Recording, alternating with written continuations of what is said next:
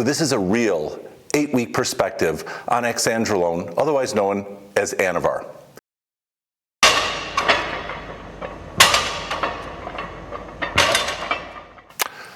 All content is for informational and entertainment purposes only. Quick disclaimer, I am not a doctor, although my mom wants me to be one. I am also not a bodybuilder, powerlifter, or professional athlete, just someone who enjoys working out and wants to maximize the time at the gym. Important to note, this supplement was prescribed by a doctor after a medical interview and review of blood work. Let's jump right in. Your first week on Anavar. What should you be doing and what can you expect? Think of week 1 as an introduction period since the body is experiencing an unexpected increase of an androgenic hormone. Use this introduction week to test out your new training routine and nutrition program. So, stop looking in the mirror because, surprise, not a goddamn thing is going to be drastically different. Don't believe me? A study from the University of Texas by Sheffield-Moore and Wolfe indicated in a 5-day period there was a marginal but not significant increase in muscle protein synthesis and improved reutilization of amino acids as the body's starting to ramp up with the introduction of Anavar. In other words, be patient. Regardless, if this is your first time using Anavar or a returning user, there are 2 areas everyone should be focusing on: training and nutrition. The new training program. Here is where you get yourself and your muscles out of the comfort zone. Doing the same routine month after month with little or no variation will produce diminishing returns. The next 8 to 12 weeks, vary the routine every week. Yes, every week, to keep those muscles guessing and out of the comfort zone. Need some ideas? If the goal for Anavar is overall health or weight loss, then try machines versus free weights, barbells versus dumbbells, varying grip position, changing tempo, fast versus slow reps. For those of you who are looking to take it to the next level, try one of these every week. Drop sets, forced reps, pyramid sets, negative reps. Make sure to write out your workout plan ahead of time and make changes according to how the body's adapting and, most importantly, recovering. My personal training routine started with the basics. Working each muscle group twice per week, 8 to 9 sets for chest, back, legs, and 6 to 7 sets for shoulders, arms.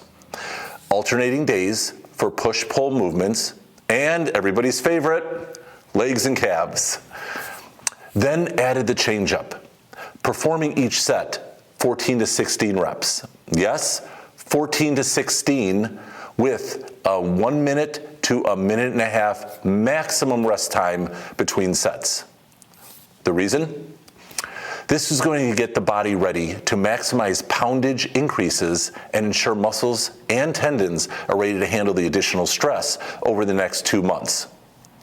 In case you're wondering, bro science or real data? Greg Nuckols, an exercise physiologist, world record powerlifter, and personal trainer, combined several studies on high versus low reps in a paper published November 2022. Research showed higher rep training was considerably more effective than lower rep training for improving relative strength endurance. Strength endurance enables the body to perform more reps with a particular percentage of your 1 rep max, even as your 1 rep max changes over time. In other words, this will make the difference in benching 315 for 5 to 6 reps instead of 1 rep. Either believe well-documented research or the guy at the gym that starts the sentence with, "I've been doing this 15 years. See below in the description for details on my training program. It's not as easy as it looks. Before moving on to nutrition, do me a quick favor. Hit the like button. If you're listening to this segment, the biggest compliment you could give me is hitting the like button. And believe it or not, by hitting the like button in the next 10 seconds, we'll add a guaranteed 10 pounds to your bench press next workout. Nutrition. Everyone says nutrition is 50%, so take it seriously. During week 1, figure out how the added protein is going to fit in your daily life. If you have a structured life, it's easy. Lunch at 12 p.m., home by 5 p.m., Sundays for meal prep. If there is no structure, have a plan to get protein on days when lunch doesn't happen. The body can't go from 9 a.m. to 4 p.m. with no protein intake, not during these next 8 to 12 weeks. Having backup protein shakes and bars, it's an absolute must. Be sure those shakes are different than the morning shakes, just prevents burnout. And before you supersize anything but leg day, there is no nutritional program that incorporates hamburgers or any meal that is served from a window while sitting in your car. The goal over the next 8 to 12 weeks is to make sure that there is enough quality protein without increasing the intake of saturated fats. So, what am I taking? My prescription is for 20 milligrams Anavar in tablet form 1 time per day.